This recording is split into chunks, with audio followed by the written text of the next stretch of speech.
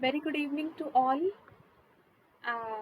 So today I'm going to discuss the important chapter of class 10th, that is first chapter of physics is light.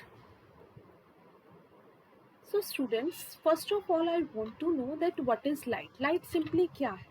देखो, अभी तुम ये board देख पा रहे हो, क्यों देख पा रहे हो? जस्ट बिकॉज ऑफ तुम्हारे आसपास लाइट है तो तुम उसको देख पा रहे हो, राइट? तो सिमिलरली अगर मैं इस लाइट चैप्टर में बात करती हूँ तो हम इस चैप्टर में क्या पढ़ने चाह रहे हैं? सबसे पहले तो एक वर्ड हमें समझ आना चाहिए, दैट ऑप्टिक्स। अब बच्चे ऑप्टिक्स का मतलब क्या है? देखो, हमने क्लास 9th के करी। क्लास 9th में हमारे पास फर्स्ट चैप्टर था मोशन, फिर हमने लॉज ऑफ मोशन किया, फिर हमने ग्रेविटेशन किया, वर्क एनर्जी पार किया और साउंड किया, है ना?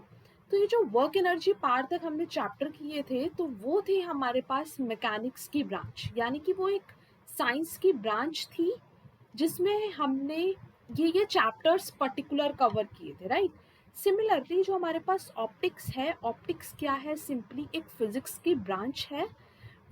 उसमें हम क्या डील करते हैं? रिफ्लेक्शन और रिफ्रैक्शन के बारे में डील करेंगे। दैट मीन्स कि कैसे हमारे पास लाइट एक मीडियम से आई, दूसरे मीडियम में जाके कैसे उसकी प्रॉपर्टीज चेंज हो रही हैं, और अगर लाइट एक मीडियम से आ रही है, उसी मीडियम में रिफ्लेक्ट बैक कर रही है, तो उसकी प्रॉपर्टीज कैसे चेंज हो रही है। तो ये है हमारे पास ऑप्टिक्स। सो ऑप्टिक्स सिंपली हमारे पास क्या है? Branch of physics.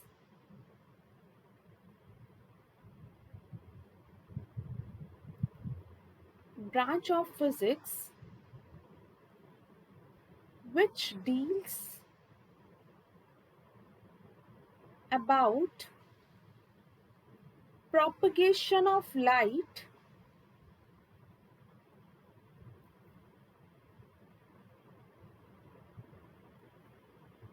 in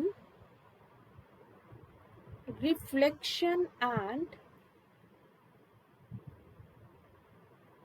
refraction,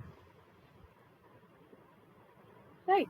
अब मैंने यहाँ पे दो वर्ड्स लिखे, that what is this term reflection and what is this term refraction. These are two terms which are going to discuss in the chapter, और पूरा चैप्टर सिर्फ इन दो टर्म्स पे बेस है। रिफ्लेक्शन हमारा फर्स्ट पार्ट है और रिफ्रैक्शन हमारे पास हमारा सेकेंड पार्ट है। अब हमारे पास रिफ्लेक्शन में क्या आएगा? रिफ्लेक्शन का मतलब हमारे पास है कि ray of light I, for example ये मेरे पास कोई सरफेस है, प्लेन सरफेस, एक रे ऑफ लाइट इस पे स्ट्राइक करी और वो यहीं से क्या कर गई? बाउंस बैक कर गई। सो दिस इज रिफ्लेक्शन, यानी कि रे ऑफ लाइट जिस मीडियम से आ रही है उसी मीडियम में वो रिफ्लेक्ट बैक कर रही है, बाउंस बैक कर रही है।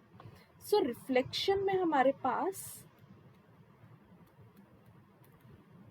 क्या हुआ कि फॉर एग्जाम्पल ये हमारे पास एक प्लेन सरफेस है, ये जो मैंने ऐसे एरोज बनाए, this indicates the surface is a polish surface. अब इसमें हमारे पास क्या हुआ कि एक रे ऑफ लाइट आई और वो क्या कर गई?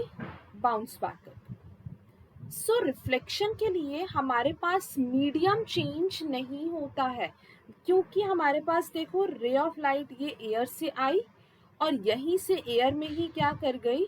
रिफ्लेक्ट बैक कर गई। सो रिफ्लेक्शन हमारे पास सेम मीडियम में होता है, medium will not change. On the other hand अगर मैं रिफ्रैक्शन की बात करती हूँ, सो स्टूडेंट्स ये रिफ्रैक्शन में हमारे पास क्या होता है? रिफ्रैक्ट होना। रिफ्रैक्ट का मतलब हमारे पास होता है डेविएट होना, अपने ओरिजिनल पाथ से कहीं और चले जाना। जैसे फॉर एग्जाम्पल मैं तुम्हें बोलूं कि कोई अपने पाथ से डेविएट हो रहा, दैट मीन्स कि जो उसका काम था वो काम नहीं कर पा रहा ना, वो अपने पाथ से डेविएट होके कुछ और करने लगा। जैसे अगर मैं बात करूं कि मैं ये बोलूं कि हमारा काम पढ़ने का है बट हमारा पढ़ने को भी मन नहीं है तो हम फोन चलाने लगे, तो इसका मतलब हम अपने पाथ से डेविएट हो गए। जैसे हमें जाना चाहिए था वैसे नहीं जाके मैं अपने पाथ से क्या हो गई? डेविएट हो गई। सो this is refraction. So refraction में हमारे पास डेविएशन कब होता है? डेविएशन हमारे पास तब होता है जब हमारा मीडियम चेंज होता है। जैसे अगर मैं बात करूं, यहाँ पे मेरे पास एयर है और इस सरफेस के नीचे मेरे पास है वाटर। सो अब सिंपली क्या हुआ कि एक रे ऑफ लाइट आई, ये रे ऑफ लाइट हमें क्या लग रहा है कि ये ऐसे जानी चाहिए थी, है ना, बट ये क्या हुआ, अपने पाथ से कुछ डेविएट हो गई। So this is refraction. So this is the major difference between reflection and refraction, that in reflection medium will not change.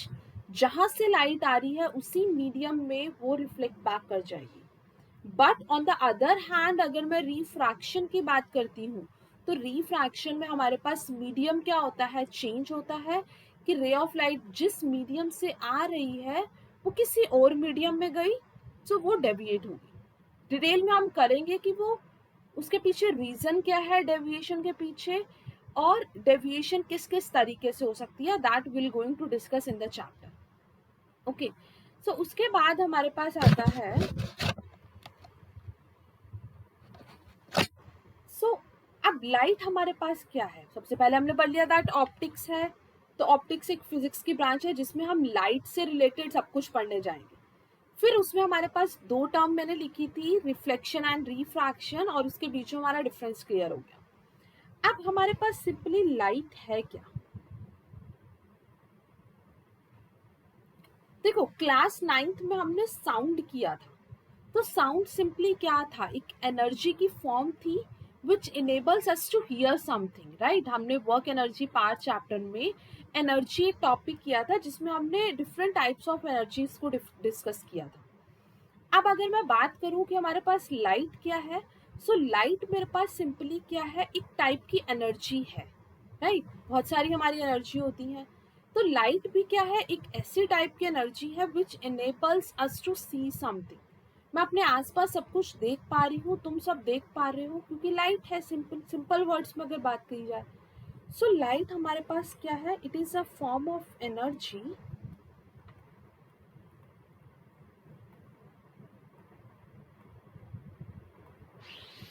which enables us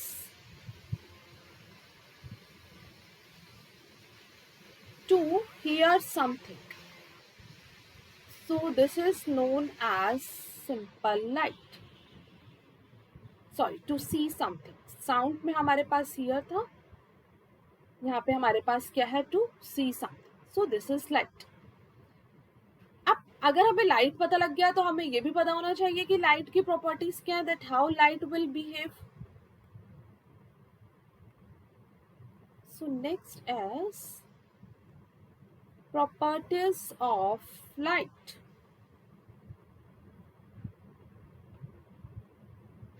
सबसे पहले बहुत सिंपल सी बात है, मैंने अगर मैं साउंड चैप्टर को इसको साथ साथ कोरिलेट करूँ, उससे क्या होगा, तुम्हारा साउंड चैप्टर के भी कॉन्सेप्ट एक बार रिवाइज हो जाएंगे, राइट।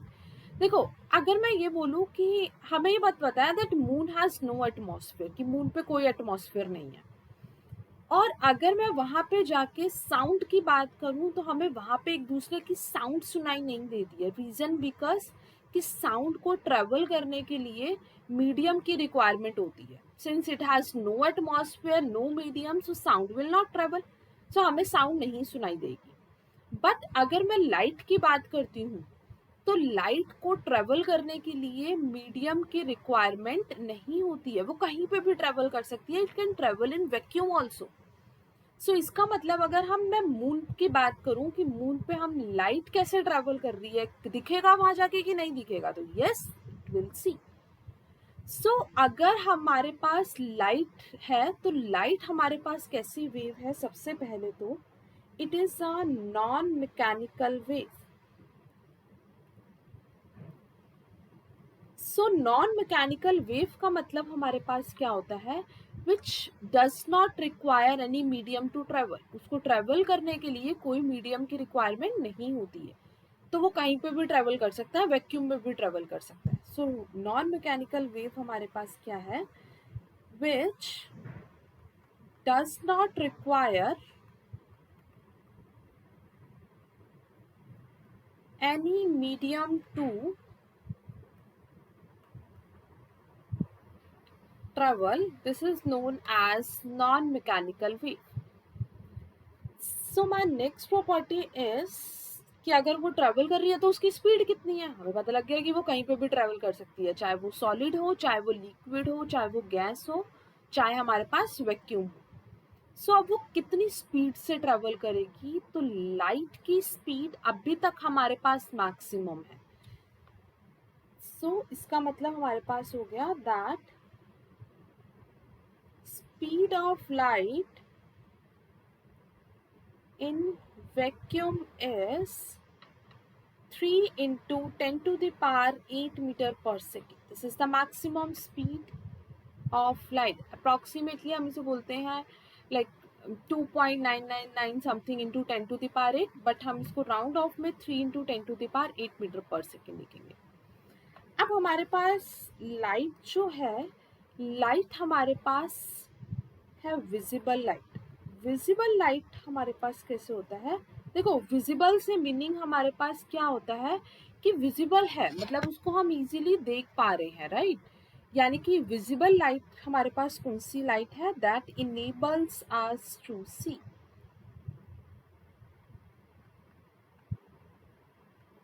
अब ये जो विजिबल लाइट होती है इसकी वेवलेंथ बहुत स्मॉल होती है, that's why this light is enables us to see. So that enables us to see has a very small wavelength.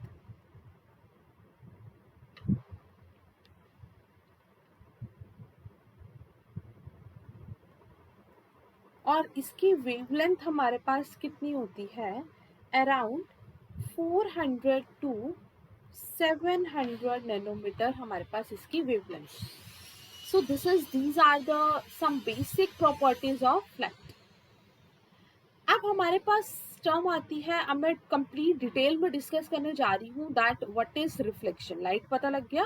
अब लाइट सबसे पहले तो कैसे रिफ्लेक्ट कर रही है ये हम पढ़ने जा रहे हैं। देखो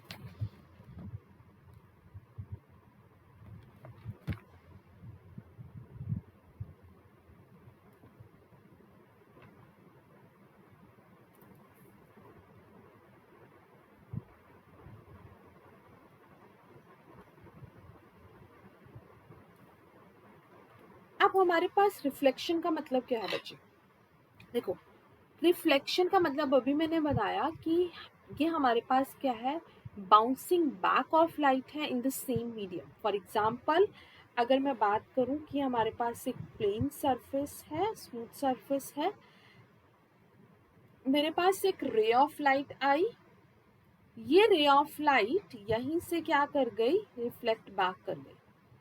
सो इसको हम नाम देते हैं रिफ्लेक्शन। दैट मीन्स अगर मैं इसको डिफाइन करूं, सो ये हमारे पास क्या है, bouncing back of light rays into the same medium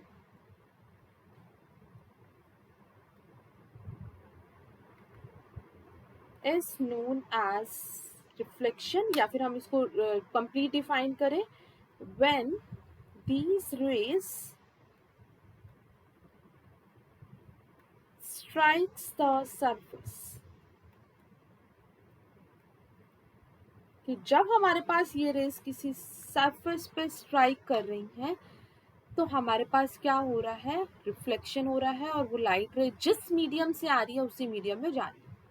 अब देखो तुम्हें ये ग्रीन कलर का बोर्ड विजिबल है, क्यों, क्योंकि जब हमने इस पे लाइट फॉल हो रही है, देखो कोई भी चीज हम देख पा रहे हैं जस्ट बिकॉज ऑफ वहां पे कुछ रिफ्लेक्शन हो रहा है।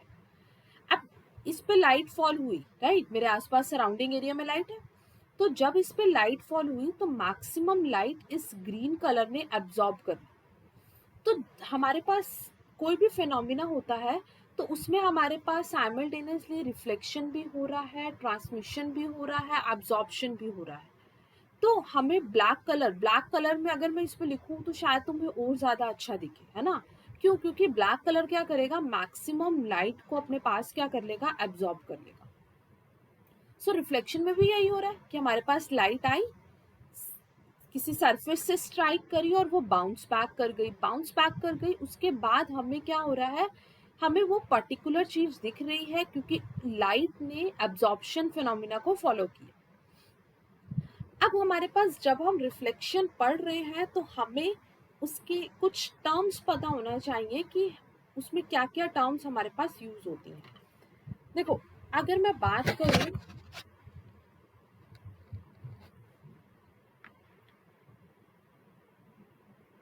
टर्मिनोलॉजीज, ये पूरी टर्म्स हमारे पास पूरे इस लाइट चैप्टर में यूज होंगी। सो अब मेरे पास फर्स्ट टर्म इसमें क्या आती है, simple, that what is incident ray.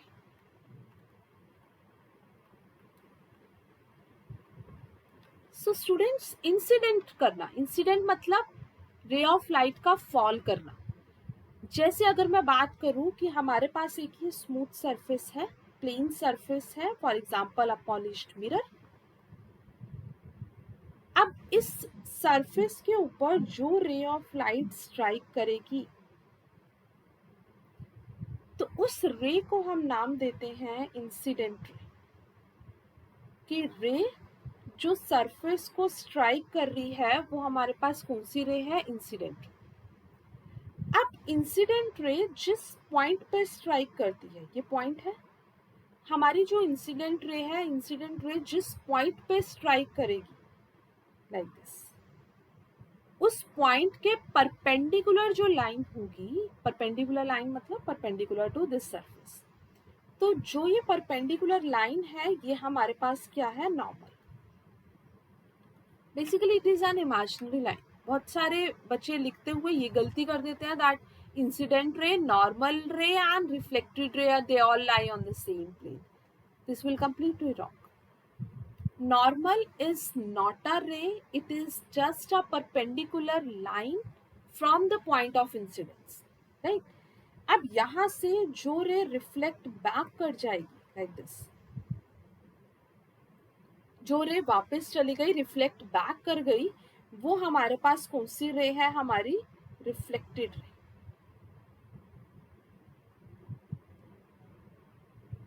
Right? अब ये जो इंसिडेंट रे है, ये जो नॉर्मल है, इन दोनों के बीच में जो एंगल बन रहा है वो है हमारे पास एंगल ऑफ इंसिडेंस। फिर ये नॉर्मल और रिफ्लेक्टेड रे के बीच में जो एंगल बनेगा वो है हमारे पास एंगल ऑफ रिफ्लेक्शन।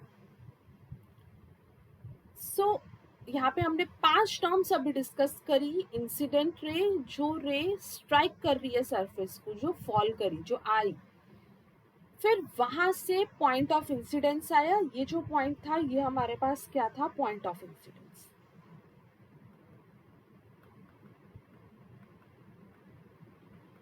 अब पॉइंट ऑफ इंसिडेंस से हमने ड्रॉ किया नॉर्मल, और यहां से जो रे रिफ्लेक्ट बैक हो जाएगी, this is known as reflected object, right? अब रिफ्लेक्टेड रे, अब हमारे पास एक नेक्स्ट टर्म आती है that what is object.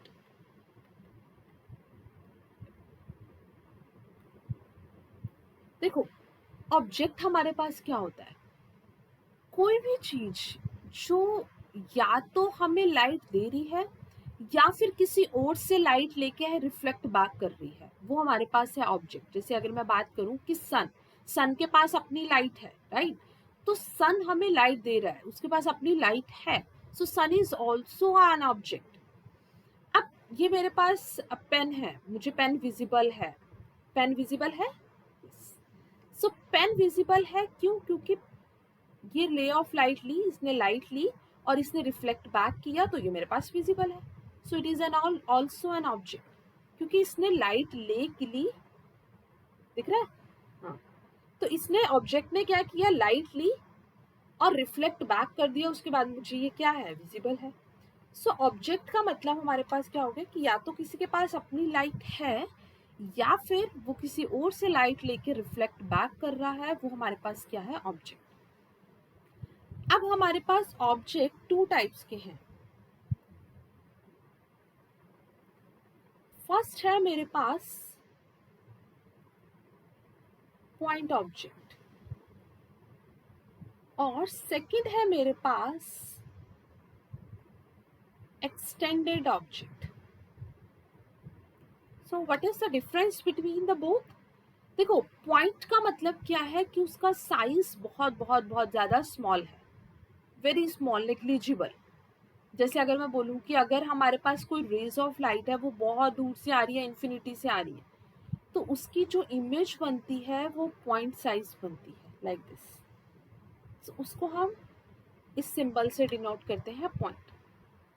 Extended object का मतलब हमारे पास क्या हो गया कि जिन ऑब्जेक्ट का साइज हमारे पास क्या है, बड़ा है, वो हमारे पास कैसे ऑब्जेक्ट है, extended object. So extended object को हम डिनोट करते हैं इस सिंबल से, arrow pointing upwards. So this indicates the extended object. So object हमारे पास टू टाइप्स के हो गए, point object and extended object. अब हमने ये टर्म्स कर ली, तो इसी से रिलेटेड है हमारे पास laws of reflection.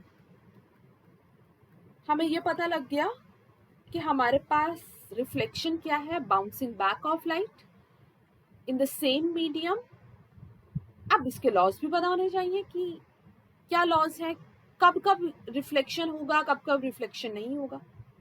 So laws में हमारे पास सबसे पहली बात आती है कि ये जो इंसिडेंट रे है, ये जो नॉर्मल है, और ये जो रिफ्लेक्टेड रे है, ये सारे इस सेम प्लेन पे लाई कर रहे हैं, एक ही प्लेन पे क्या कर रहे हैं, लाई कर रहे हैं। तो ये हमारे पास होता है लॉज ऑफ रिफ्लेक्शन का फर्स्ट लॉ। तो लॉज ऑफ रिफ्लेक्शन में फर्स्ट लॉ हमारे पास क्या है, दैट इंसिडेंट रे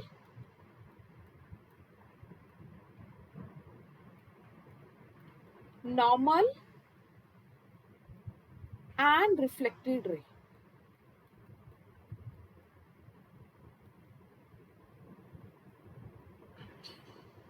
all lie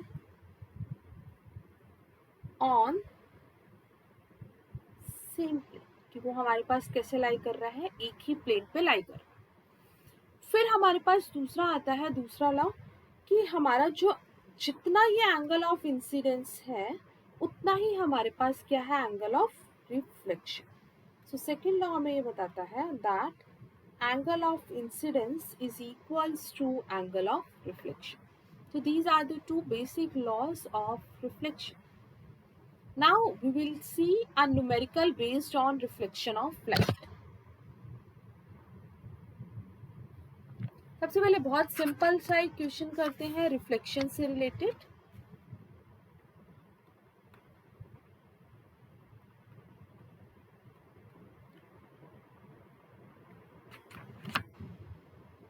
देखो हमारे पास क्या है कि एक स्मूथ सरफेस है, मीन्स एक प्लेन मिरर है। उस प्लेन मिरर पे हमारे पास एक रे ऑफ लाइट इंसिडेंट करी, और वो हमारे पास रे ऑफ लाइट क्या कर गई, रिफ्लेक्ट बैक कर गई। फिर हमारे पास ये जो इंसिडेंट रे है और जो रिफ्लेक्टेड रे है, ये परपेंडिकुलर है। सो मैं क्वेश्चन में मेंशन कर देती हूँ that in the following diagram, in the given diagram,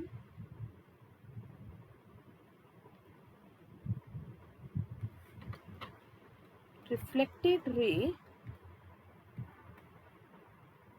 is perpendicular to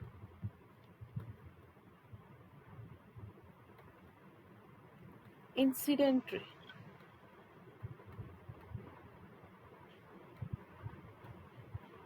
So angle of incidence for the ray is,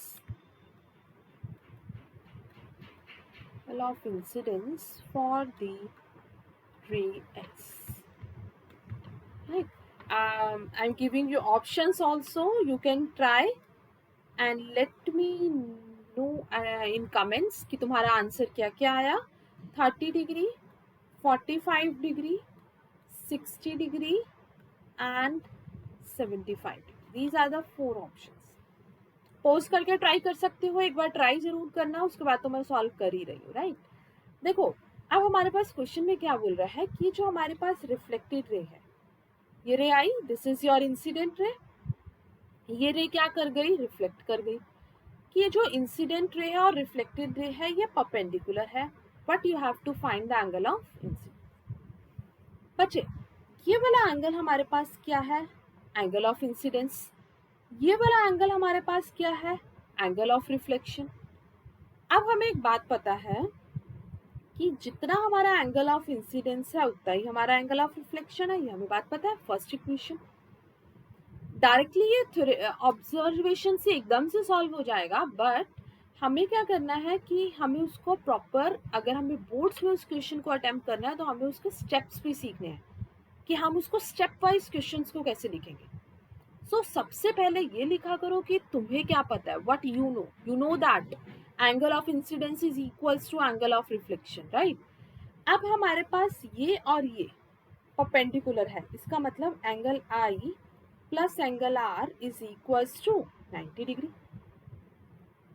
अब मुझे आर की जगह मैं आई लिख सकती हूँ, सो इसका मतलब angle I plus angle I is equals to 90। ये कहाँ से आया?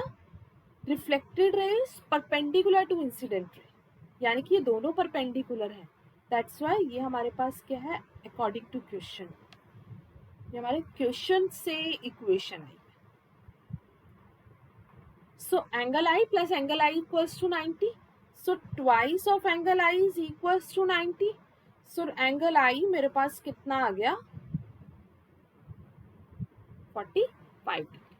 So angle of incidence हमारे पास कितना हो गया? 45 degree. So this is your answer. Now we will see one more question, and this question is not directly comes in your school boards. This question is based on your competitive exam, like you students will appear in NSO also, National Science Olympiads, or some will appear in NSCGS also. I like अगर उनका age criteria follow हो रहा होगा, so you can appear in NSCGS also. So उसमें इस level का question पूछा जा सकता है, बोर्ड्स में इस लेवल का क्वेश्चन नहीं आएगा। And it is also based on the laws of reflection, and it is a very important question. So see, अब इस क्वेश्चन में हमारे पास क्या है कि हमारे पास ये एक प्लेन मिरर है, this is a plane mirror, और ये मेरे पास एक सरफेस है, यहाँ ये मेरे पास है कुछ सरफेस, और ये जो सरफेस है प्लेन मिरर के साथ, ये हमारे पास एंगल बना रहा है थीटा एंगल, राइट। क्वेश्चन में ये गिवन है कि एक रे ऑफ लाइट आई, वो इस प्लेन मिरर से स्ट्राइक हुई और उसने कुछ एंगल बनाया, उसने जो एंगल बनाया वो एंगल उसने क्या बनाया, हॉरिजॉन्टल के साथ, एक हॉरिजॉन्टल सरफेस के साथ उसने 10 डिग्री का एंगल बनाया, और आफ्टर रिफ्लेक्शन वो जो रे ऑफ लाइट है, वो रे ऑफ लाइट हमारे पास कैसे चली गई, vertical.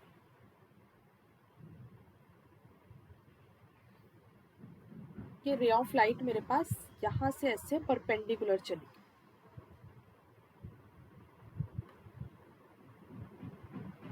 that means this angle is 90. This angle is 90. What you have to find? You have to find this angle theta. So can you try? Okay, तुम pose करके try कर सकते हो, और फिर उसके बाद अगर नहीं समझ आता तो मेरे स्टेप्स को फॉलो करिए। देखो, अभी मैंने बताया था कि जो रे ऑफ लाइट इस सरफेस पे स्ट्राइक करेगी, वो रे ऑफ लाइट हमारे पास क्या है, इंसिडेंट रे। दैट मीन्स ये मेरे पास कौन सी रे हो गई, इंसिडेंट। ये क्वेश्चन पूरा इतना गिवन है, what you have to find is the angle theta. अब ये मेरे पास है इंसिडेंट रे, ठीक है। अब ये जो पॉइंट है, इंसिडेंट रे जिस पॉइंट पे स्ट्राइक करेगी, वो पॉइंट हमारे पास क्या होता है, पॉइंट ऑफ इंसिडेंस। फिर इस पॉइंट ऑफ इंसिडेंस से हम क्या ड्रॉ करते हैं, नॉर्मल। यानी कि ये जो पॉइंट ऑफ इंसिडेंस है, इससे मैंने क्या ये ड्रॉ कर लिया, नॉर्मल। और नॉर्मल का मतलब हमारे पास क्या होता है कि वो जो लाइन है वो हमेशा किसी भी सरफेस के परपेंडिकुलर होगी। यानी कि अगर मैं ये बोलूं कि ये अगर नॉर्मल है तो ये पूरा परपेंडिकुलर है। सो ये मेरे पास कौन सी लाइन हो गई? नॉर्मल। और ये वाली जो रे थी ये रिफ्लेक्टेड रे है। दिस रे इज रिफ्लेक्टेड। ठीक। अब हमारे पास ये जो इंसिडेंट रे है और ये जो नॉर्मल है, इसका जो कंप्लीट एंगल है, we know that this angle is angle of incidence. फिर ये नॉर्मल और जो रिफ्लेक्टेड रे है, इसका जो एंगल बन रहा है, ये एंगल मेरे पास क्या है? Angle of reflection. और according to laws of reflection we know that angle of incidence is equals to angle of reflection. अब हमारा टास्क क्या है? देखो, मुझे ये वाला एंगल तो ऑलरेडी गिवन है, तो मेरा टास्क क्या बचा? एक तो ये वाला शेडेड देखो, एक ये एंगल फाइंड आउट कर लूं, तो इन दोनों को मिला के मेरा एंगल ऑफ इंसिडेंस आ जाएगा। दूसरा, अगर मैं ये वाला एंगल फाइंड आउट कर लूं, देखो मैंने इसको रेड कलर से बनाया है, तो अगर मैं इसको फाइंड आउट कर लूं तो ये मेरे पास क्या हो जाएगा? Angle of reflection. सो मैं इन दोनों को इक्वेट करूंगी, आई विल गेट माय आंसर। अब इसको सॉल्व करने के लिए थोड़े से एफर्ट्स करने पड़ेंगे। फिजिक्स इतनी थी, फिजिक्स सॉल्व हो गई है, लेट्स कैलकुलेट द मैथमेटिक्स। अब ये मेरे पास 90 डिग्री है, ठीक है। इस एंगल को मान लो बच्चे x। अब हमारे पास ये तुम्हें एक ट्रायंगल दिख रहा होगा,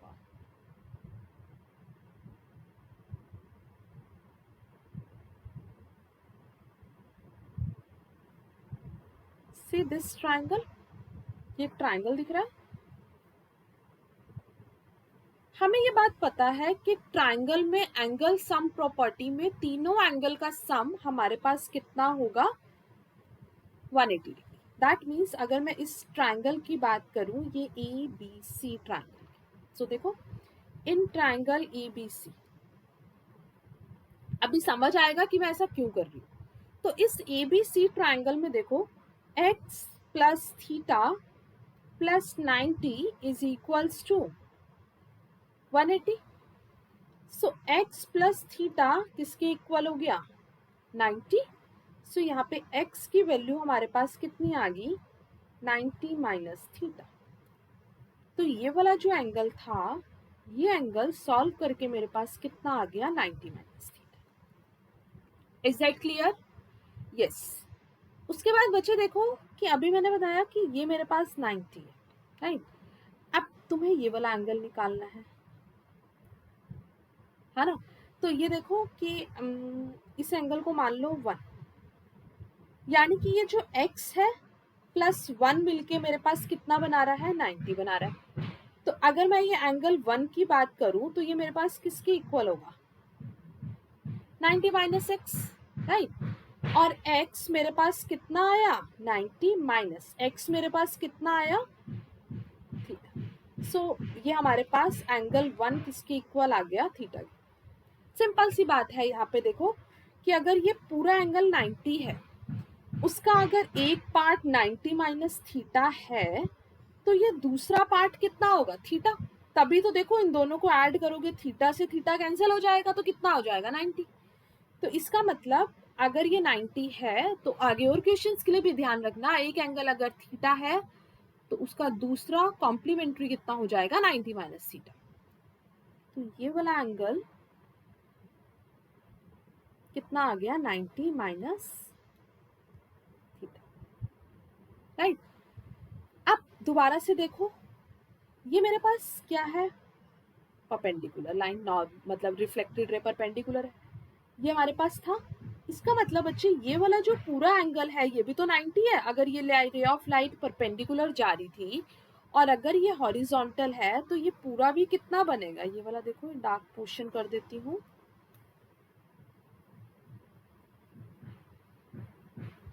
देखो ये पूरा हमारे पास 90 बन रहा है ऐसे। तो अगर ये 90 माइनस थीटा, अगर एक 90 माइनस थीटा है तो दूसरा कितना आएगा? थीटा।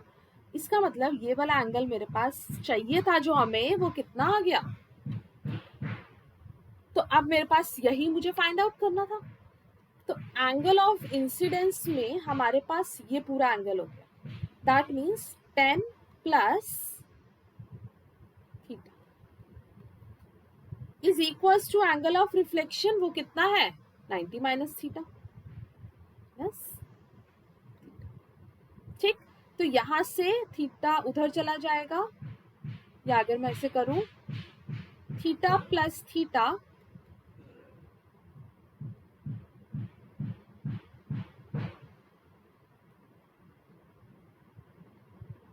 ओके। अब देखो बच्चे, हम यहाँ पे क्या करने जा रहे हैं, यहाँ पे कुछ एरर आ गया, लेट्स सी क्या हुआ इसमें। ये मेरे पास था, ये वाला जो एंगल आया था, ये मेरे पास एंगल कितना आया था 90 minus theta, this angle is 90 minus theta. तो ये वाला एंगल, ये वाला जो पार्ट था, ये हमारे पास हुआ थीटा, राइट। सो ये वाला जो स्टेप था, this will not come, values गलती से उल्टी पुट हो गई थी। तो अगर ये एंगल मेरे पास 90 माइनस थीटा है, तो ये मेरे पास कितना हुआ थीटा। सो अगर ये एंगल थीटा है, ये मेरे पास परपेंडिकुलर है, ये देखो ये परपेंडिकुलर है, इसका मतलब जो ये वाला एंगल है, ये एंगल मेरे पास कितना हो गया 90 माइनस थीटा। तो ये एंगल मेरे पास कितना हो गया 90 minus theta, this angle is 90 minus theta. अब लॉज ऑफ रिफ्लेक्शन लगाओ कि एंगल ऑफ इंसिडेंस किसके इक्वल है angle of reflection. So angle of incidence मेरे पास क्या हो गया 10 plus 90 minus theta, this complete. और एंगल ऑफ रिफ्लेक्शन मेरे पास कितना है थीटा। सो यहाँ पे हो गया 100 is equals to 2 theta. Theta मेरे पास कितना आ गया 50 degree. So this is a very important question. सिर्फ एक बार ही उसका डायग्राम को समझो, मार्क करो कौन सी रे इंसिडेंट है, कौन सी रिफ्लेक्टेड है, कैसे लॉज ऑफ रिफ्लेक्शन हमारे पास फॉलो हो रहे हैं। उसके बाद सिंपली मैथमेटिक्स लगाएंगे, ज्योमेट्री लगाएंगे, you will get your answer. So that's it. So in the next class we will discuss some more topics related to reflection of light. Okay, thank you. Have a nice day.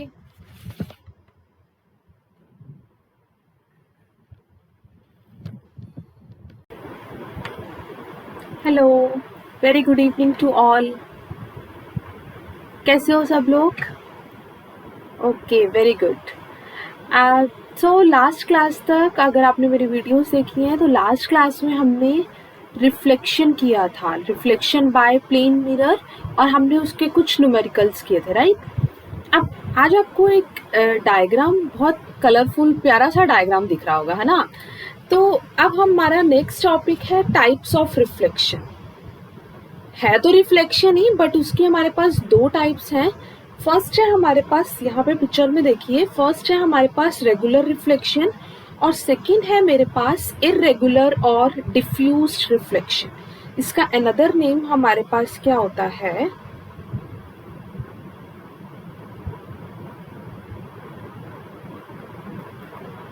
diffused reflection. This is the another name of irregular reflection. So first of all, what is the difference between the two? See, regular reflection में हमारे पास क्या हो रहा है कि हमारे पास ये ग्रीन कलर से देखो रेज आ रही है। जो हमारे पास रेज आ रही है वो कैसे आ रही है, पैरेलली आ रही है। अब इसी डायग्राम को जरा मैं रीड्रॉ करूं इसके साथ साथ, तो देखो ये जो रे हमारे पास फॉल हुई, ये हुई हमारे पास इंसिडेंट रे। मैं इसको लिख देती हूँ IR, IR stands for incident ray. फिर ये हो गया हमारे पास point of incidence. Point of incidence से हम क्या ड्रॉ करते हैं, नॉर्मल, राइट। और यहाँ से ये रे हमारे पास पर्पल कलर से, फर्स्ट वाली रे हमारे पास क्या हो गई, रिफ्लेक्ट हो गई। सो रेगुलर रिफ्लेक्शन में हमारे पास रेज पैरेलली आ रही है और पैरेलली ही रिफ्लेक्ट बैक हो रही है। देखो डायग्राम में सारी ग्रीन कलर की रेज पैरेलल है, और सारी पर्पल कलर की जो रेज है वो भी हमारे पास पैरेलली जा रही है। तो रेगुलर रिफ्लेक्शन के लिए ये जो हमारा सरफेस है, ये होना चाहिए स्मूथ सरफेस। फॉर एग्जाम्पल हम कहते हैं, इसका एग्जाम्पल है हमारे पास reflection by plane mirror. That means जो रेज आई वो पैरेलली फॉल हुई, पॉइंट ऑफ इंसिडेंस से हमने हमारा नॉर्मल ड्रॉ किया और वहां से हमारे पास रे ऑफ लाइट क्या हो गई, रिफ्लेक्ट बैक हो गई. So this angle is angle of incidence and this angle is angle of reflection. This one is angle of incidence and this one is angle of reflection. This is now. So हर एक point of incidence पे ध्यान से सुनना मेरी बात, हर एक point of incidence पे हमारा जो incident angle है और reflection angle है वो हमारे पास क्या है, equal. So इसका मतलब हमारे पास second property की हो गई that angle of incidence किसके equal है, angle of reflection के. और इस केस में हमारे पास क्या होती है, हमारी इमेज फॉर्मेशन होती है. सो हमारे पास इसका थर्ड पॉइंट ये हो गया that image formation will take place.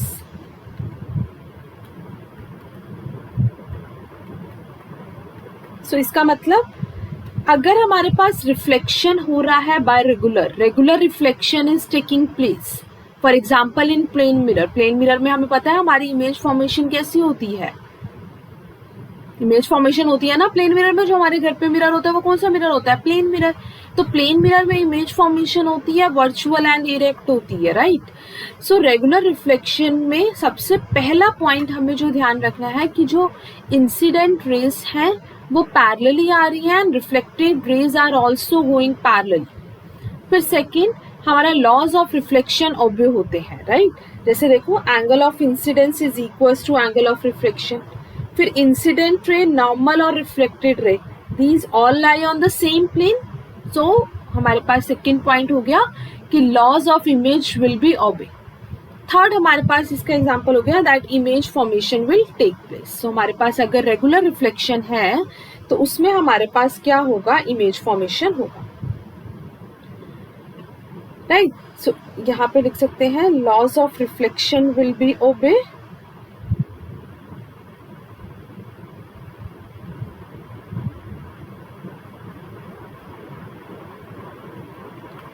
Next है हमारे पास डिफ्यूज्ड रिफ्लेक्शन. अब ये डिफ्यूज्ड का मतलब हमारे पास क्या हो गया, डिफ्यूज्ड का मतलब होता है कि हमारा जो सरफेस है वो इरेगुलर है. फॉर एग्जाम्पल अगर मैं बात करूं, मेरे पीछे वॉल है, so this wall is irregular. अगर हम इसको माइक्रोस्कोपिक लेवल पे देखेंगे तो हमें इसमें ऐसे, देखो यहाँ पे तुम ऐसे ऐसे डायग्राम दिख रहा है, हमें इसमें बहुत सारी इम्प्योरिटीज दिखेंगी लाइक दिस.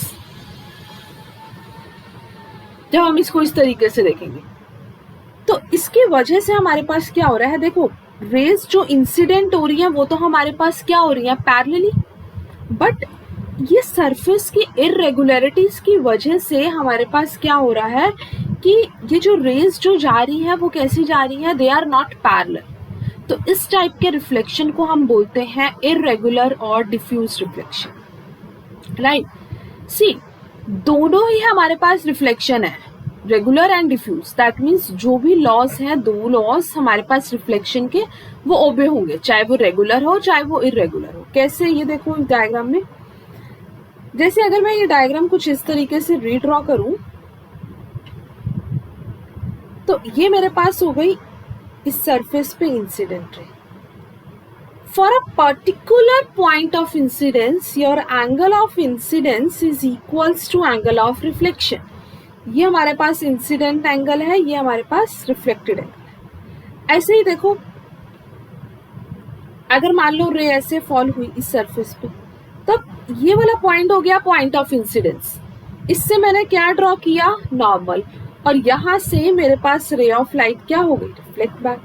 तो for a particular point of incidence my angle of incidence is equals to angle of reflection. Also incident, normal and reflected they all lie on the same plane. So इसका मतलब हमारे पास जो loss हैं वो हमारे पास ओबे यहाँ पे भी होंगे चाहे हमारे पास इरेगुलर रिफ्लेक्शन है. तो इसका मतलब हम ये कह सकते हैं लॉस ऑफ रिफ्लेक्शन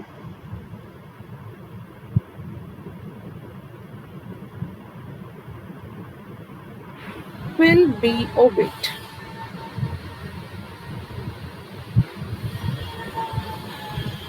फिर नेक्स्ट हमारे पास है क्या इमेज फॉर्मेशन होगी? अब तुम सोच के देखो, ये वॉल है, वॉल से क्या इमेज फॉर्मेशन होती है? Answer will be no. तो हमारे पास रेगुलर रिफ्लेक्शन में प्लेन मिरर होता था। प्लेन मिरर में हम उसकी इम्प्योरिटीज को, उसकी जो भी इम्प्योरिटीज थी उसको खत्म कर देते हैं, उसके एक सरफेस को पॉलिश करके। बट हमारे पास जो इरेगुलर रिफ्लेक्शन है उसमें हमारे पास क्या होता है कि हमारा सरफेस कैसा रहता है? इरेगुलर रहता है, लाइक दिस। जब हमारा सरफेस इरेगुलर है तो हमारे पास कोई इमेज फॉर्मेशन नहीं होगी। So no image formation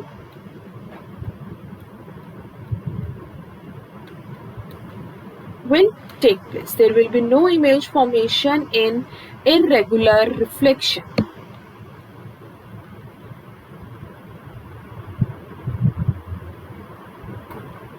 Is that clear?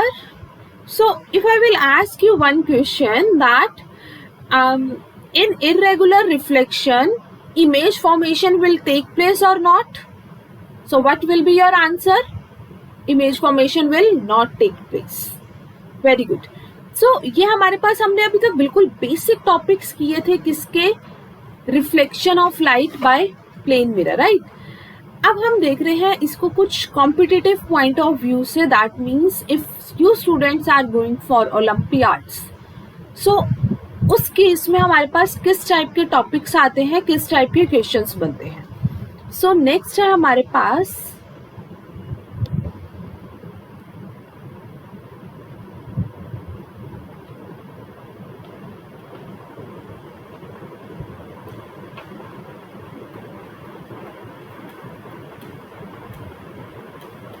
For Olympiads.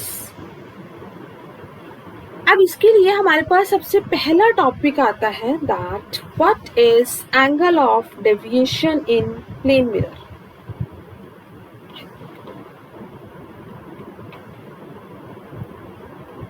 Angle of deviation in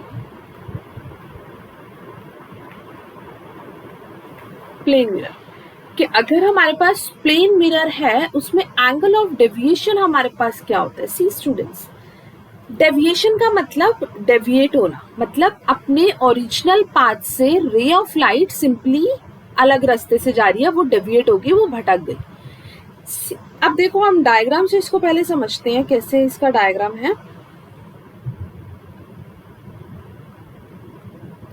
this is a plane mirror. अब हमारे पास क्या हो रहा है? सबसे पहले हमारे पास प्लेन मिरर में क्या होता है? एक इंसिडेंट रे ऑफ लाइट आती है, तो ये incident ray of light I, this is incident ray. अब हमारे पास इंसिडेंट रे होगी, फिर हमारे पास ये पॉइंट हमारे पास क्या है? Point of incidence. इससे हम क्या ड्रॉ करेंगे? नॉर्मल। सो ये मेरे पास क्या हो गया? नॉर्मल। अब हमारे पास एंगल ऑफ डेविएशन का मतलब क्या है कि हम अपनी इंसिडेंट रे को एक्सटेंड कर देंगे। देखो ये हमारे पास कौन सी रे है? रिफ्लेक्टेड रे, ठीक है। अब इंसिडेंट रे ऐसे आई तो हमें क्या लग रहा है? ये इंसिडेंट रे ऐसे ही जानी चाहिए, ऐसे। बट हुआ क्या? ये जो इंसिडेंट रे है ये अपने इस पाथ से ऐसे क्या हो गई? डेविएट। देखो इंसिडेंट रे ऐसे आई तो हमें लग रहा है ये ऐसे ही जानी चाहिए, बट ये ऐसे ना जाके उसने क्या किया? ये ऐसे रिफ्लेक्ट बैक होगी। This is reflected ray.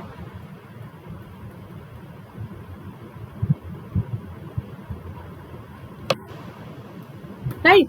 तो अब हमारे पास ये होता है angle of deviation. That means incident ray अगर मेरे पास ऐसे जा रही थी तो ये ऐसे नहीं गई, ये अपने पाथ से डेविएट हो गई, और इसको हम डिनोट करते हैं बाय दिस सिंबल डेल्टा।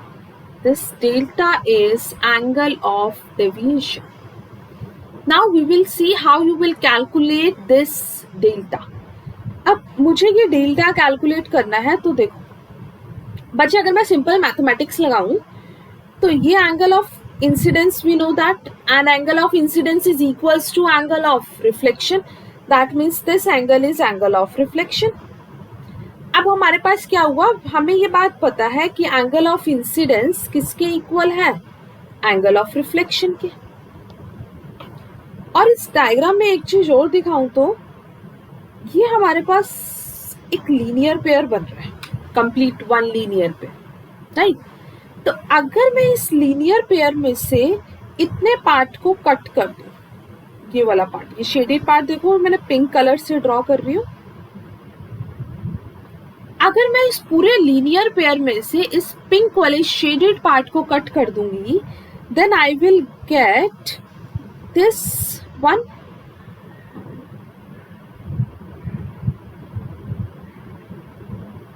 तो देखो ये मुझे ये यहाँ पे एंगल ऑफ डेविएशन मिल जाएगा।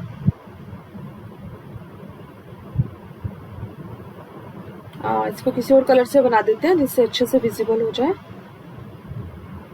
ये देखो, तो ये हमें एंगल ऑफ डेविएशन मिल जाएगा।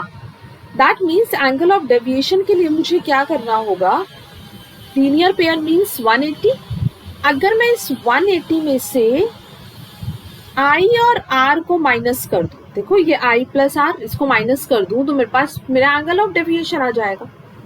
So delta is equals to 180 minus I और R मेरे पास क्या है, इक्वल, तो R की जगह मैं I रख सकती हूँ, I प्लस I क्या हो जाएगा, 2I।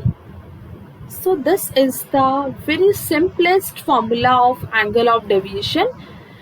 तुम डायरेक्टली इसको इसी फॉर्मूले से अपना आंसर कैलकुलेट कर सकते हो। So angle of deviation will be calculated by the formula delta is equals to 180 minus 2I। Note कर लीजिए, और इसके बाद हम इसका एक क्वेश्चन करके देखते हैं।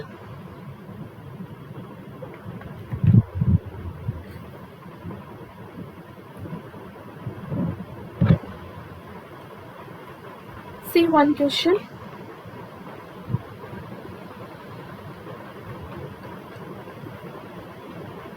ये हमारे पास प्लेन मिरर है। इस प्लेन मिरर में ये हमारे पास है एंगल ऑफ इंसिडेंस, और ये मेरे पास क्या है, sorry, this is my incident ray and this is reflected ray. ये हमारे पास है normal, and this angle is 30 degree. Find angle of deviation delta, but you have to find the angle of deviation which is delta. So अब angle of deviation के लिए हम क्या formula use करेंगे, अभी मैंने बताया, delta is equals to 180 minus 2I, right. So delta is equals to 180 minus 2।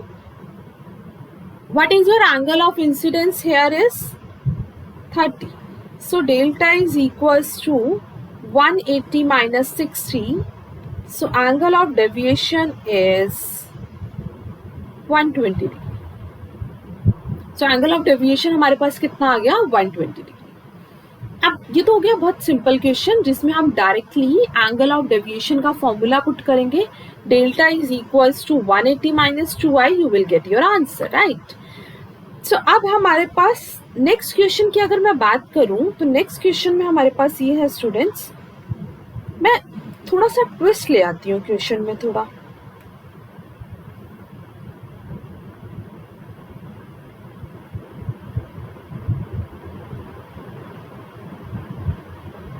Incident ray normal. अब क्वेश्चन में ये बोल दिया कि इंसिडेंट रे प्लेन मिरर के साथ, not with a normal, incident ray plane mirror के साथ हमारे पास 30 डिग्री का एंगल ये बना रही है। This angle is given as 30। Find angle of deviation. Students try करो और let me know your answer in comments. Pause करके ट्राई कीजिए क्वेश्चन को। Very good. सो अब मेरे पास है 30। ये मेरे पास पूरा कितना होता है, नॉर्मल सरफेस के साथ कितना एंगल बनाता है, 90। ये एंगल मेरे पास कितना है, 30। तो बच्चे ये वाला एंगल मेरे पास कितना हो गया, 60। ये एंगल कितना आ गया, 60। अब अगर ये एंगल 60, एंगल ऑफ इंसिडेंस कितना है, 60। सो एंगल ऑफ रिफ्लेक्शन भी मेरे पास कितना हो जाएगा, 60। अब हम डायरेक्टली अगर किसी ने जल्दी जल्दी में ऐसे कर दिया 180 माइनस 2 इंटू 30 और सॉल्व करके कर दिया 120 डिग्री, तो ये क्या हो जाएगा? गलत. This is wrong. Why this is wrong? क्यों? क्योंकि आई मेरे पास एंगल ऑफ इंसिडेंस नहीं गिवन. आई मेरे पास निकालना होगा इस क्वेश्चन में. You have to find now. अब हमें एंगल ऑफ इंसिडेंस क्या करना होगा? फाइंड आउट करना होगा. ये हमें प्लेन मिरर के साथ एंगल दिया हुआ था, तो हमने angle of incidence find out किया और हमें हमारा आंसर मिल गया. डेल्टा कितना मिल गया? 0.20 डिग्री. ये तो हमारा गलत हो गया. बट हमें क्या करना है?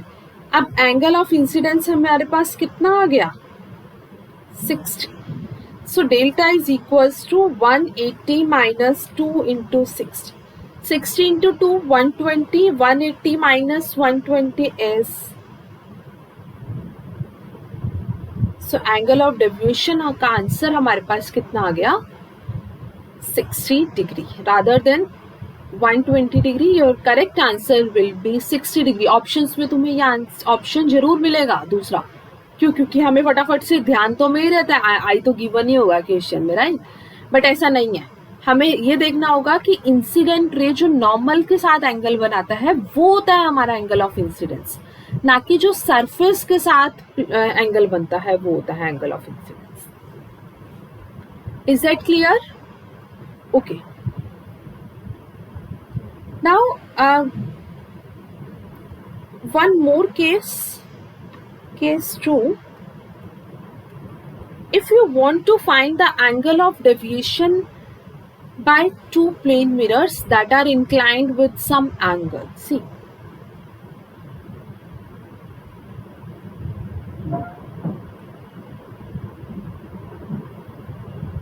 this is one mirror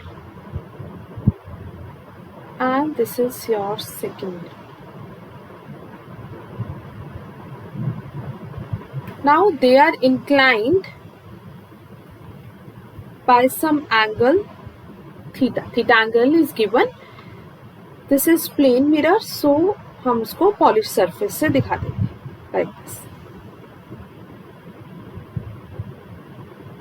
अब हमें क्वेश्चन करते हुए सिंपल कॉन्सेप्ट लगाना है एंगल ऑफ डेविएशन का. तो एंगल ऑफ डेविएशन के केस में हम क्या करते थे कि हमारी इंसिडेंट रे को एक्सटेंड करते थे और उसका एंगल हम किसके साथ देखते हैं? रिफ्लेक्टेड रे के साथ. तो अब मेरे पास दो मिरर है, राइट? सिंगल मिरर नहीं है. Now we have two plane mirrors. तो अब दो प्लेन मिरर के केस में हमारे पास क्या होगा?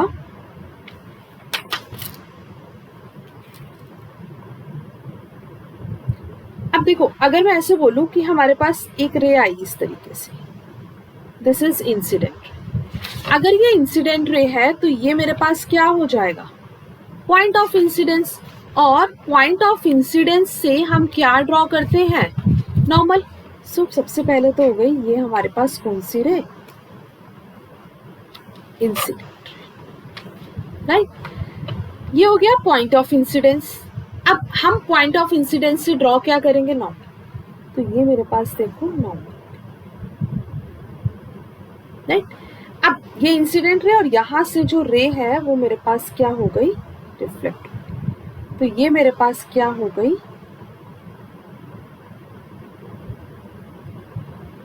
रिफ्लेक्टेड. तो ये नॉर्मल को थोड़ा सा अच्छे से बना लेते हैं. एज्यूम कर लो ये एंगल मेरे पास ए है. Angle of incidence is equals to angle of reflection. तो ये एंगल भी मेरे पास कितना हो गया? ए. अब फर्स्ट प्लेन मिरर के लिए मैं एंगल ऑफ डेविएशन बना रही हूँ. तो एंगल ऑफ डेविएशन के लिए मैं क्या करूंगी? मेरी इंसिडेंट रे को एक्सटेंड करूंगी. तो ये मैंने क्या कर दिया? इंसिडेंट रे को एक्सटेंड कर दिया. और इस एक्सटेंडेड इंसिडेंट रे का एंगल मैं किसके साथ देखूंगी? रिफ्लेक्टेड रे के साथ. तो ये आ गया मेरे पास डेल्टा 1. सो डेल्टा 1 मेरे पास क्या हो गया? 180 माइनस 2i. आई मेरे पास किसके इक्वल ले लिया मैंने? ए के equal. This equation is equation number 1.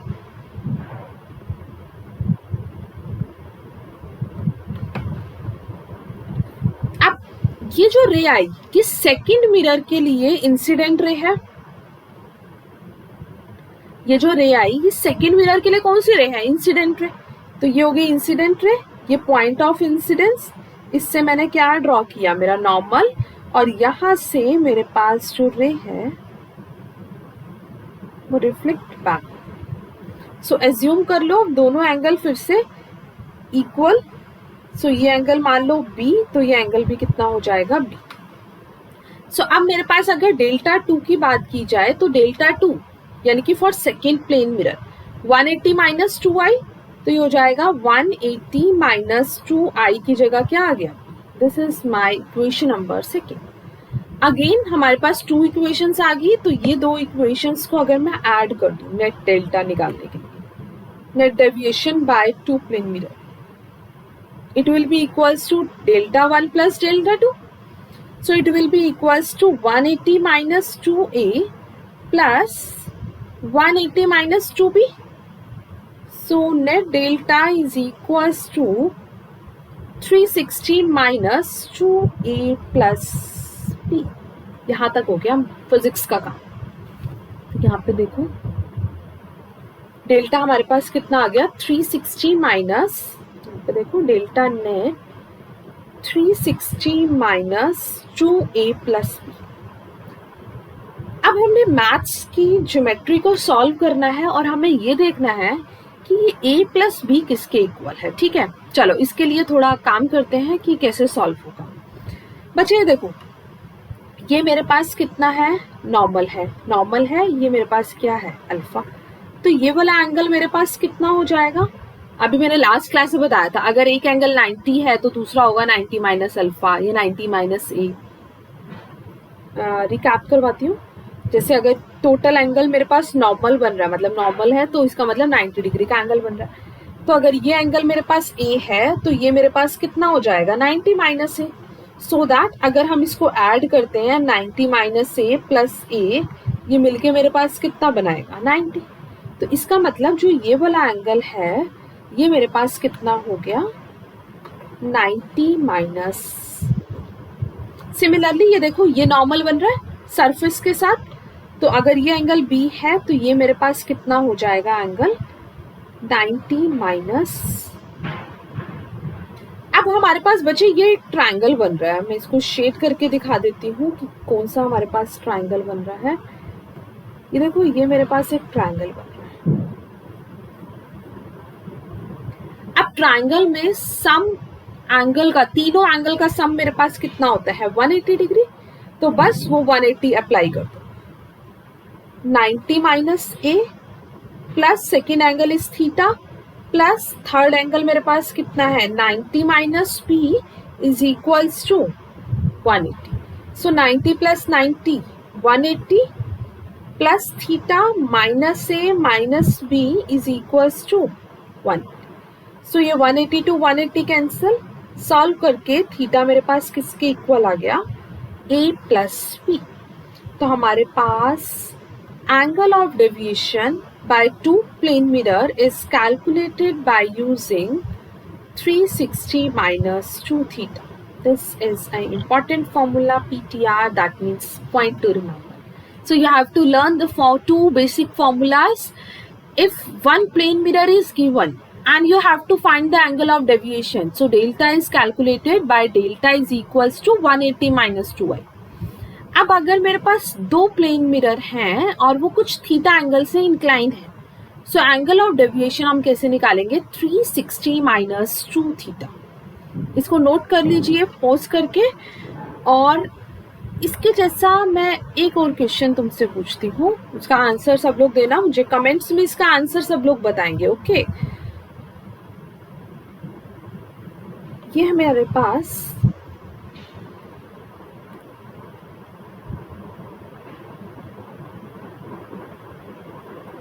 दो प्लेन मिरर हैं and they are placed perpendicular with each other like this. These are 2 plane mirrors. This one and this one. 2 plane mirror है, थीटा एंगल से inclined है, मतलब perpendicular है, तो कितना हो जाएगा? 90 डिग्री। क्या फाइंड आउट करना है? What you have to find the angle of deviation.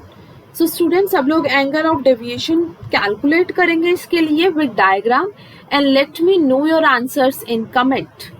Okay, इसका आंसर जरूर सब लोग मुझे कमेंट्स में देना, और स्टिल नहीं होता है तो you can ask this answer in comments also. Okay, thank you so much.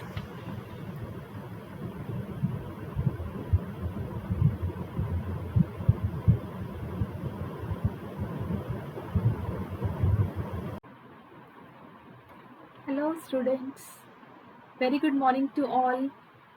कैसे हैं सब लोग? Very good.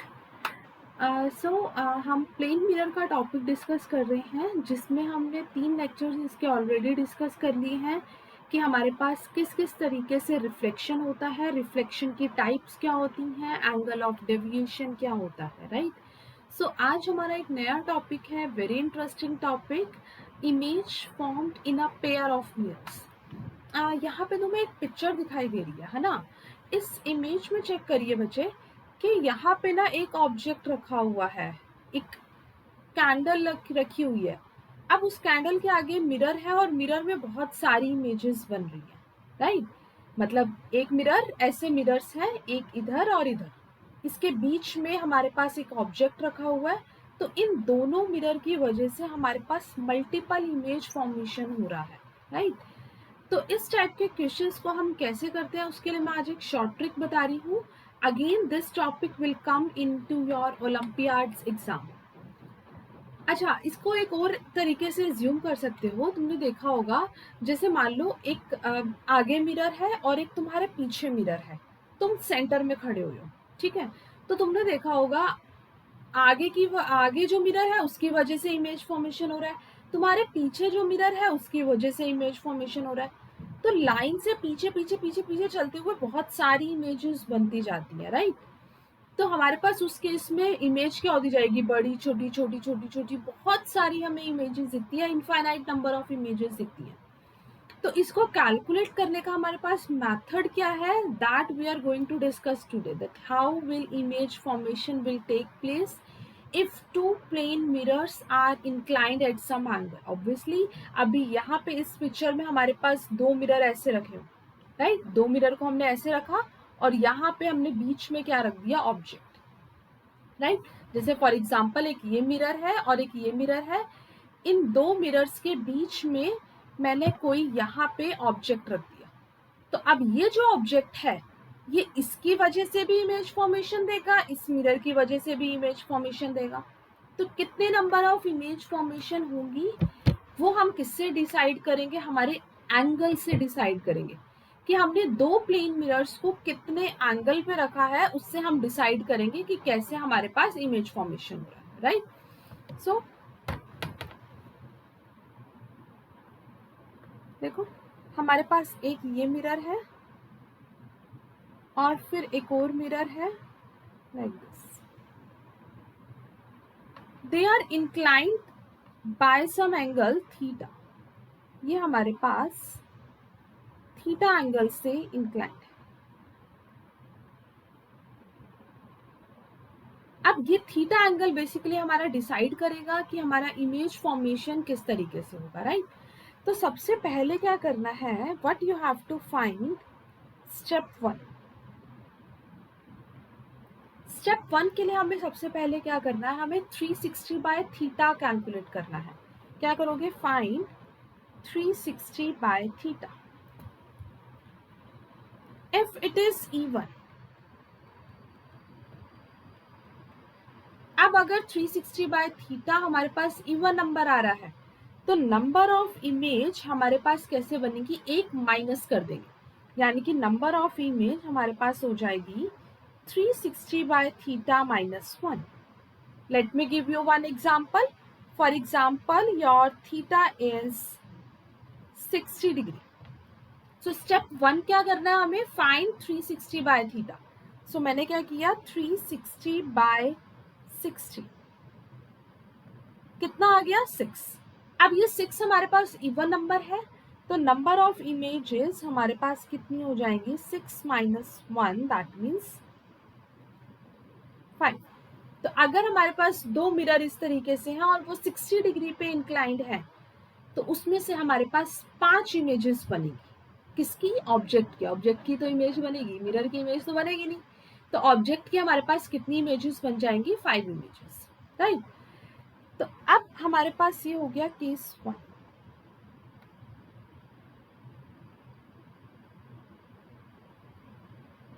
सो केस 1 में हमारे पास क्या है कि अगर हमारे पास इवन का केस आ रहा है तो नंबर ऑफ इमेजेस हमारे पास क्या हो जाएंगी? 1 माइनस कर देंगे, राइट। फॉर एग्जाम्पल, एक एग्जाम्पल और लेते हैं। Let suppose theta is 90 degree. Theta हमारे पास 90 है। So first you have to find 360 by 90। So it comes out to be 4. Again, this 4 is even. So number of images will be 4 minus 1. Number of image will be equals to 3. You can try more questions related to this. For example, your theta is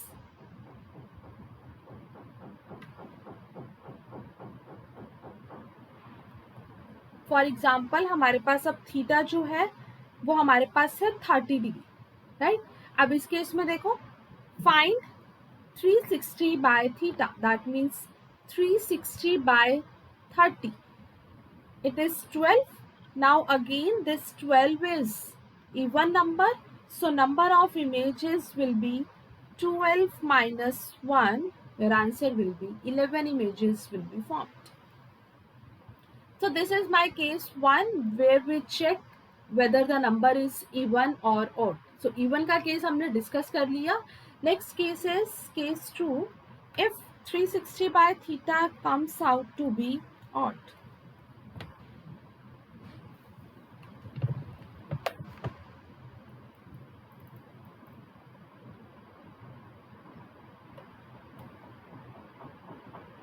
If 360 by theta comes out to be odd. अब odd के case में let suppose कि 360 by theta solve करके तुम्हारा 5 आ गया। सो 5 is a odd number. So odd के case में हम क्या करेंगे वो देखेंगे। ऑड के केस के लिए हम सबसे पहले क्या करेंगे, हमें ये चेक करना है कि हमारा ऑब्जेक्ट सिमेट्रिक है कि एसिमेट्रिक है। अब सिमेट्रिक और एसिमेट्रिक को कैसे डिसाइड करते हैं डायग्राम से। देखो, सिमेट्रिक के केस में हमारे पास ये होता है कि जो हमारा ऑब्जेक्ट है वो बिल्कुल इसके एंगल बाइसेक्टर पे लाई कर रहा है। अगर हमारा ऑब्जेक्ट उसके एंगल बाइसेक्टर पे लाई कर रहा है, that means that case is a symmetric case. And also sometimes in Olympiads it is mentioned in the question that the object lies symmetrically or an object lies asymmetrically. अगर object angle bisector पे लाई कर रहा है, मतलब इस angle के एकदम centre से, तो हमारा ऑब्जेक्ट कहलाएगा सिमेट्रिक। लेट सपोज यहाँ पे ऑब्जेक्ट रखा हुआ है तो ये हमारे पास हो जाएगा एसिमेट्रिक। यहाँ रखा हुआ है सो दिस इज सिमेट्रिक, राइट। अगर ऑब्जेक्ट हमारे पास सिमेट्रिक है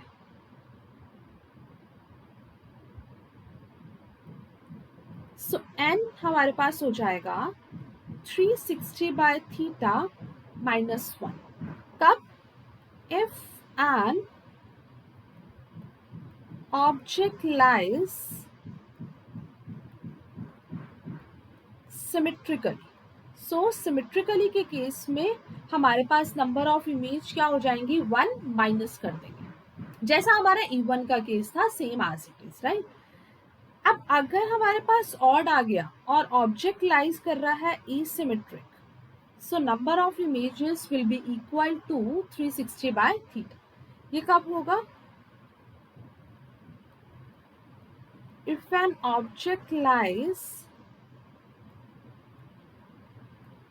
एसिमेट्रिक, तो उस केस में हमारे पास नंबर ऑफ इमेज में क्या हो जाएगा? एज इट इज रहेगा। इसके एक एग्जाम्पल करके देखते हैं। For example, theta given is 72 degree and object lies symmetrically, right? So n will be equals to, it is mentioned in the question that an object lies symmetrically. So n किसके equal होगा? सबसे पहले क्या find out करोगे? 360 by theta.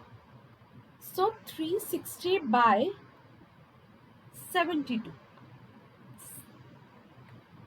360 by 72, तो हमारे पास जो number of images आ जाएंगी वो हो जाएगी 360 by 72 minus 1. So answer will be equals to 4. अगर हमारे पास क्वेश्चन आ जाता है दैट ऑब्जेक्ट लाइज एसिमेट्रिकली, इसी में मान लो क्वेश्चन में हमें ये बोल देता है कि यही हमारे पास अगर एसिमेट्रिकली है,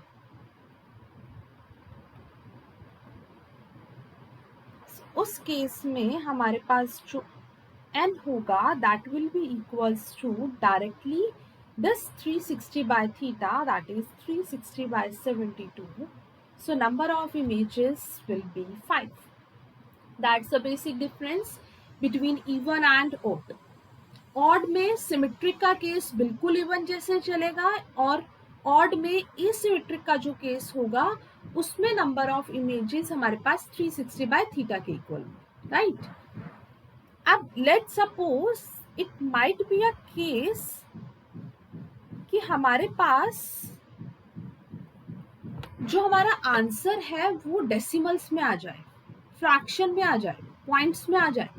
उस केस में हम सिर्फ हमारा इंटीजर पार्ट को देखेंगे, उसका फ्रैक्शन पार्ट नहीं देखेंगे, क्योंकि हमारी जो नंबर ऑफ इमेजेस है वो डेसिमल में नहीं बनेगी, right? For example my theta is 80 degree. So find 360 by theta, that is 360 by 80. ये हो जाएगा it's something equals to 4.5. So number of images में हमारा सिर्फ इंटीजर पार्ट आएगा, that is n equals to 4. Is that clear to all? So this is a very simple question. इसमें सिर्फ directly formula based हमारे पास क्वेश्चन आ सकते हैं जिसमें हम सिर्फ ऑड और इवन का कॉन्सेप्ट देखना है, right? Okay, will do one numerical based on it. The number of images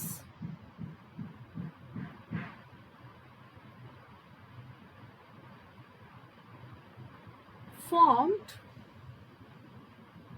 of a bulb placed between two plane mirrors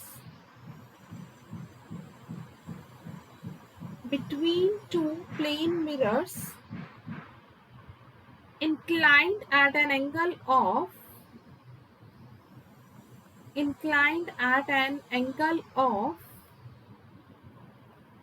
60 degree. So simple सा क्वेश्चन है. You have to find the number of images formed of a bulb placed between two plane mirrors that are inclined of 60 degree. That means ये दो plane mirrors है, let suppose. अब ये दो plane mirrors या फिर ये ले लो, ये हमारे पास दो प्लेन मिरर है. इन दो प्लेन मिरर्स के ये दोनों 60 डिग्री पे इंक्लाइंड है, राइट? अब हमने यहाँ पे के बीच में क्या रख दिया? एक बल्ब रख दिया. तो हमें ये बताना है कि उस बल्ब से हमारे पास कितने नंबर ऑफ इमेजेस बनेगी. जैसा हमारा ये क्वेश्चन पिक्चर थी, मैंने स्टार्टिंग में एक पिक्चर लगाई थी, देखो ये हमारे पास ऐसे और ऐसे, ये लेट सपोज दो प्लेन मिरर लगे हुए हैं. ये देखो यहाँ पे ये एक मिरर है और यहाँ पे ये हमारे पास दूसरा मिरर है. अब इस मिरर में हमें नहीं पता ये कितने एंगल पे है. लेट सपोज ये अगर हमारे पास 60 डिग्री पे दो प्लेन मिरर्स हैं, तो उस केस में हमारे पास जो नंबर ऑफ इमेजेस बनेंगी वो कितनी होंगी? This you have to find. Very interesting question, right? So first you have to find 360 by theta. First step क्या करोगे? Find 360 by theta. So 360 by 60, this will be equals to 6, and now 6 is even number, so number of images हमारे पास क्या हो जाएंगी? 6 minus 5, number of images will be equals to 5. that means उस case में ये वाला जो डायग्राम है अभी हमारे यहाँ पे कितनी दिख रही है? 3 दिख रही है। दैट मीन्स अब यहाँ पे एक और यहाँ पे बल्ब आ जाएगा, एक यहाँ पे बल्ब आ जाएगा और एक यहाँ पे कहीं बल्ब आ जाएगा। तो हमारे पास कितनी इमेजेस बन जाएंगी? उस ऑब्जेक्ट की 5 इमेजेस बन जाएंगी, राइट? सो इसको हम प्रैक्टिकल भी तुम अपने घर पे चेक कर सकते हो। प्लेन मिरर्स को किसी एंगल पे इंक्लाइंड करके चेक करना कि उसमें कितने नंबर ऑफ इमेजेस बन रही हैं। उससे तुम क्वेश्चन बना सकते हो कि यस, कि इसका मतलब थीटा इतना होगा, राइट? 2 प्लेन मिरर्स लेना और बीच में कहीं ऑब्जेक्ट रख देना और चेक करना कितनी इमेजेस बन रही है। तो उससे तुम्हें ये पता लग जाएगा कि जो 2 प्लेन मिरर है उसे तुमने कितने एंगल पे इंक्लाइंड किया, right? So very interesting topic. Okay, thank you.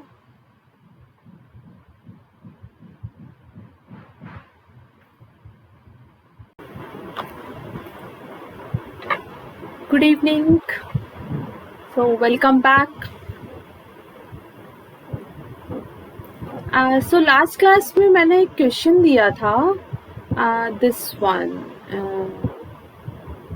Last class में क्वेश्चन ये दिया था, मैंने उसे बोला था उसका आंसर कमेंट्स में बताना कि if 2 plane mirrors are inclined at an angle theta.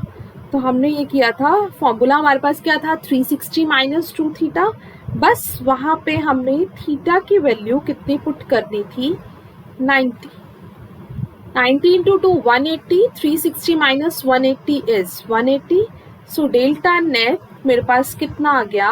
180 degree. That means हमारे पास जो 2 रेज हैं वो हमारे पास कैसे जाएंगी? Anti parallel, right?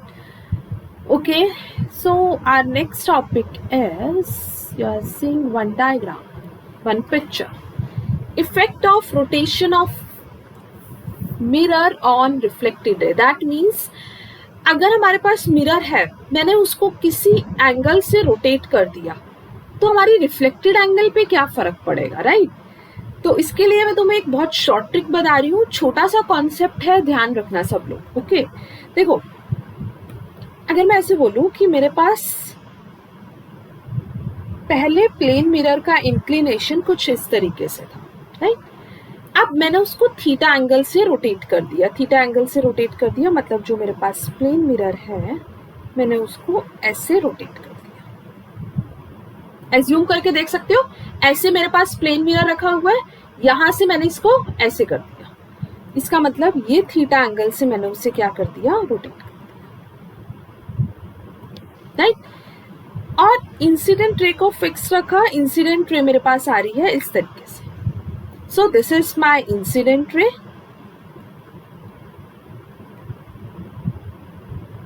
This is point of incidence और point of incidence से हम हमारा क्या ड्रॉ करेंगे? नॉर्मल। तो ये मेरे पास क्या हो गया? नॉर्मल। और हमारे पास यहां से एक रे रिफ्लेक्ट हो जाएगी। This is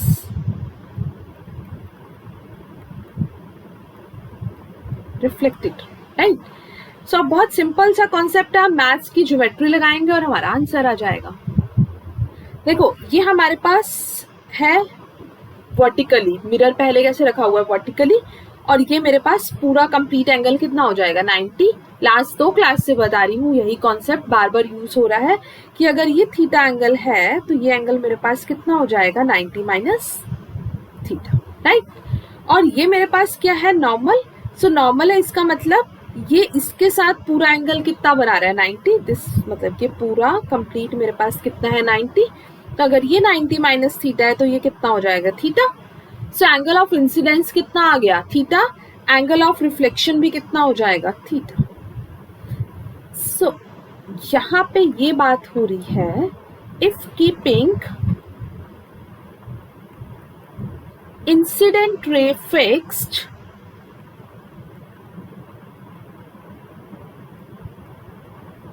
and mirror is rotated by an angle theta,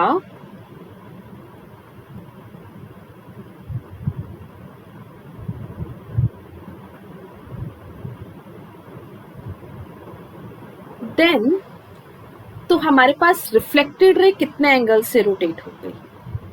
then reflected ray will rotate by an angle 2 theta. अब ये देखो कैसे 2 थीटा आ रहा है। देखो इंसिडेंट रे हमारे पास ये फिक्स थी, मिरर को हमने थीटा एंगल से रोटेट किया, तो इंसिडेंट रे के साथ ये पूरा एंगल देखो कितना बन रहा है, theta plus theta 2 theta. That means if I'll ask you one question, if keeping incident ray fixed, mirror is rotated by an angle of 30 degree, तो रिफ्लेक्टेड रे कितने एंगल से रोटेट हो जाएगी 2 theta. So 2 into 30 which will be equals to 60 degree. So हमारे पास answer कितना आ जाएगा 60 degree. So 2 theta will be equals to 60 degree. So बस हमें ये कॉन्सेप्ट ध्यान रखना है कि इंसिडेंट रे को हमने फिक्स रखा है, इंसिडेंट रे चेंज नहीं हो रही है, मिरर को हमने थीटा एंगल से रोटेट किया है, तो हमारे पास रिफ्लेक्टेड रे कितने एंगल से रोटेट हो जाएगी 2 थीटा से। जो भी थीटा गिवन होगा उसका जस्ट डबल कर देना। Okay, thank you so much.